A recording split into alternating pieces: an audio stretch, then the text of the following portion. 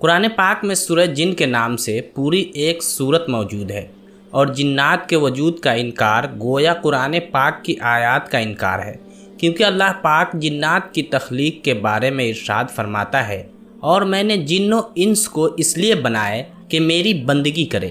جن کو اس لیے جن کہتے ہیں کہ وہ عام لوگوں کی نگاہوں سے چھپا ہوتا ہے۔ زمانہ جاہلیت میں لوگ فرشتوں کو بھی جن کہا کرتے تھے، کیونکہ وہ ان کی نگاہوں سے پوشیدہ ہوتے تھے۔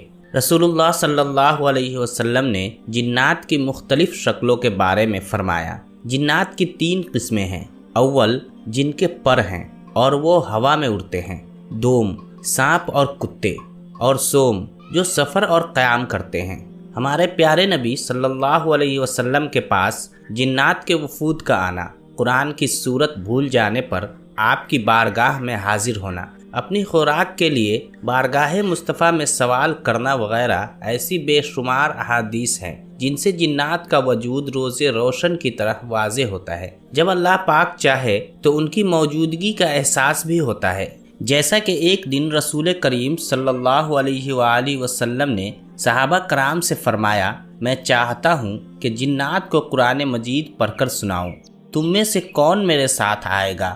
تو صحابہ کرام علیہم الرضوان نے اپنے سر جھکا لیے۔ دوسری مرتبہ بھی ایسا ہی ہوا۔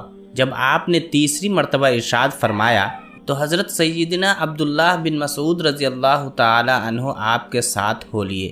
حضرت عبداللہ بن مسعود رضی اللہ عنہ فرماتے ہیں کہ میرے علاوہ آپ صلی اللہ علیہ وسلم کے ساتھ کوئی دوسرا نہ تھا۔ ہم چلتے رہے یہاں تک کہ مکہ مکرمہ کی ایک وادی شیب الحجون میں داخل ہوئے۔ نبی کریم صلی اللہ علیہ وآلہ وسلم نے میرے لیے ایک دائرہ کھینچا اور مجھے اس میں بیٹھنے کا حکم فرمایا اور تاکید فرمائی کہ میرے واپس آنے تک یہاں سے باہر نہ نکلنا۔ پھر آپ صلی اللہ علیہ وسلم وہاں سے تشریف لے گئے اور کھڑے ہو کر تلاوت قرآن کرنے لگے۔ میں نے گدھے کی مثل اڑتے ہوئے پرندوں کے پروں کی پھرپھراہٹ سنی۔ میں نے شدید شور بھی سنا، حتیٰ کہ مجھے نبی کریم صلی اللہ علیہ وسلم کے متعلق اندیشہ ہوا۔ پھر بہت سی کالی چیزیں میرے اور حضور کے درمیان حائل ہو گئیں، حتیٰ کہ مجھے آپ کی آواز مبارک سنائی نہ دیتی تھی۔ پھر وہ سب بادل کی طرح چھٹنا شروع ہوئی، یہاں تک کہ غائب ہو گئی۔ اسی دوران فجر کا وقت ہو چکا تھا۔ آپ صلی اللہ علیہ وآلہ وسلم ان سے فارغ ہو کر میرے پاس تشریف لائے اور مجھ سے استفسار فرمایا، کیا سو گئے تھے؟ میں نے عرض کی، اللہ پاک کی قسم نہیں یا رسول اللہ۔ میں نے کئی مرتبہ ارادہ کیا کہ لوگوں کو مدد کے لیے بلاؤں، یہاں تک کہ میں نے سنا کہ آپ جنات کو عصا مبارکہ سے مارتے ہوئے ارشاد فرما رہے تھے، بیٹھ جاؤ۔ تو سرکار مدینہ صلی اللہ علیہ وآلہ وسلم نے ارشاد فرمایا، اگر تم یہاں سے باہر نکل جاتے تو تمہاری خیر نہ تھی، ان جنوں میں سے کوئی تم کو پکڑ لیتا۔ پھر آپ صلی اللہ علیہ وآلہ وسلم نے ارشاد فرمایا، کیا تم نے کچھ دیکھا؟ میں نے عرض کی، جی ہاں یا رسول اللہ، میں نے کالے رنگ کے کچھ آدمی دیکھے جن پر سفید کپڑے تھے۔ حضور نے فرمایا، وہ نصیبین کے جنات تھے۔ میں نے عرض کی، میں نے شدید قسم کا شور بھی سنا۔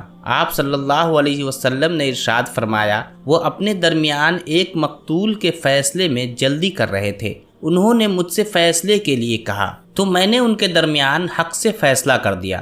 حضرت عبداللہ ابن مسعود رضی اللہ عنہ راوی ہیں کہ سرکار دو عالم صلی اللہ علیہ وسلم نے ارشاد فرمایا، تم میں سے کوئی آدمی ایسا نہیں ہے کہ جن کے ساتھ ایک ہمزاد جنوں شیطانوں میں سے اور ایک ہمزاد فرشتوں میں سے مقرر نہ کیا گیا ہو۔ صحابہ نے عرض کیا، یا رسول اللہ، کیا آپ صلی اللہ علیہ وسلم کے ساتھ بھی؟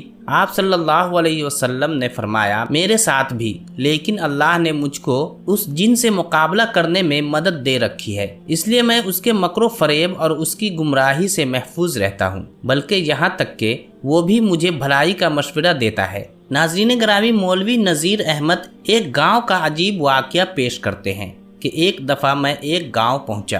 اس گاؤں کے لوگ بہت کم پڑھے لکھے تھے۔ حاجی صاحب کو اللہ تعالیٰ نے بے شمار علم سے نوازا ہوا تھا۔ گاؤں کے لوگوں نے حاجی صاحب کو امام مسجد مقرر کیا ہوا تھا۔ نماز کے نمازی حاجی صاحب کے پاس بیٹھ کر دین کی باتیں سنتے رہتے تھے۔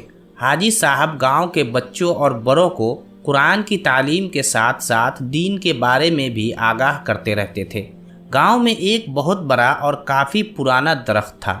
گاؤں کے لوگ اپنی بھینس بکریاں چراتے ہوئے اس درخت کے نیچے آرام کرنے کے لیے بیٹھ جایا کرتے تھے۔ حاجی صاحب کے پاس بھی بکریاں تھیں۔ وہ بھی بکریاں چراتے ہوئے درخت کے نیچے بیٹھ کر دین کی باتیں کرتے رہتے تھے۔ حاجی صاحب ایک بڑے نیک اور خدا ترس انسان تھے۔ وہ ہر وقت اللہ تعالیٰ کی یاد میں وقت گزارتے تھے۔ جب بھی کوئی مر جاتا تو حاجی صاحب کو جنازہ پڑھانے کے لیے لے جایا کرتے تھے۔ آس پاس کے گاؤں والے بھی حاجی صاحب کو لے جاتے تھے۔ سردی کا موسم تھا کہ حاجی صاحب عشاء کی نماز ادا کر کے ابھی گھر میں داخل ہوئے تھے کہ کسی نے دروازے پر دستک دی۔ حاجی صاحب نے دروازہ کھولا تو دیکھا کہ 3 بزرگ کھڑے ہیں۔ ان بزرگوں میں سے ایک شخص نے پوچھا، حاجی صاحب کا گھر یہی ہے؟ حاجی صاحب نے جواب میں ہاں کہا۔ انہوں نے کہا، حاجی صاحب، ہمارے ایک بھائی کا وصال ہو گیا ہے، آپ آ کر اس کا نماز جنازہ پڑھا دیجیے گا۔ جنازہ بالکل تیار ہے، ہم نے نہلا کر میت کو کفن پہنا دیا ہے۔ حاجی صاحب نے جواب دیتے ہوئے کہا کہ مرنے والا کبھی مجھ سے ملا تھا؟ کیا وہ مجھ سے کبھی مل چکا ہے؟ اس میں سے ایک شخص کہنے لگا، حاجی صاحب، میرا فوت ہونے والا بھائی آپ سے دین کی باتیں سیکھا کرتا تھا۔ حاجی صاحب کو ان کی باتیں کرنے کا انداز بہت عجیب لگا۔ ان میں سے ایک شخص حاجی صاحب سے مسلسل باتیں کر رہا تھا اور دوسرے دونوں چپ چاپ کھڑے تھے۔ حاجی صاحب نے کہا، ذرا ٹھہر جاؤ، میں کپڑے تبدیل کر کے آتا ہوں، پھر چلتے ہیں۔ وہ شخص آگے آگے اور حاجی صاحب ان کے پیچھے پیچھے چل پڑے۔ چلتے چلتے گاؤں سے باہر نکل گئے۔ وہ کافی تیز چل رہے تھے کہ حاجی صاحب کو ان کے ساتھ چلنے میں مشکل پیش آ رہی تھی۔ وہ گاؤں سے کافی دور جا چکے تھے۔ حاجی صاحب نے کہا، کیا تم کو گاؤں کے راستوں کا ٹھیک طریقے سے پتہ ہے؟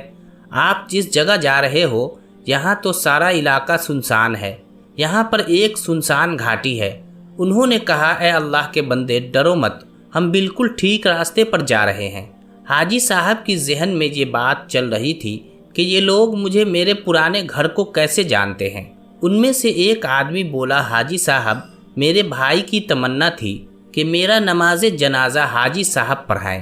ہم مسلمان جنات ہیں، ہم آپ کو کسی قسم کا نقصان نہیں پہنچائیں گے۔ ان کی زبان سے یہ الفاظ سن کر حاجی صاحب ڈر گئے اور ان کے پیچھے پیچھے چل رہے تھے۔ جب میت کے پاس پہنچے تو وہاں کافی سفید داڑھیوں والے انسان کھڑے ہمارا انتظار کر رہے تھے۔ وہ قد اور جسامت کے لحاظ سے بہت بڑے بڑے تھے۔ جب حاجی صاحب نے نماز جنازہ پڑھایا تو ان میں سے ایک جن حاجی صاحب کے بالکل پاس آیا اور کہنے لگا، حاجی صاحب، آپ کا بہت بہت شکریہ کہ آپ نے ہمارے بھائی کی خواہش کو پورا کر دیا۔ انہوں نے حاجی صاحب کو چند سکے دیے، جن میں سے حاجی صاحب نے بس ایک سکہ رکھا اور جانے کی اجازت طلب کی۔ انہوں نے حاجی صاحب کو کہا کہ ہم نے کسی ضروری کام سے کافی دور جانا ہے۔ حاجی صاحب نے ان کو جانے کی اجازت دی۔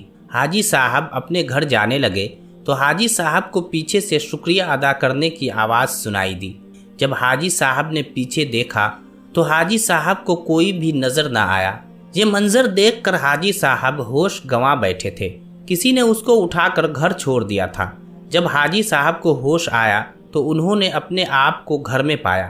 جب حاجی صاحب کو سکے کی یاد آئی تو انہوں نے اس کو نکالا تو وہ ہیرا تھا۔ اللہ تعالیٰ سے دعا ہے کہ اللہ تعالیٰ ہم کو شیاطینوں کے دھوکے سے دور رکھے، آمین۔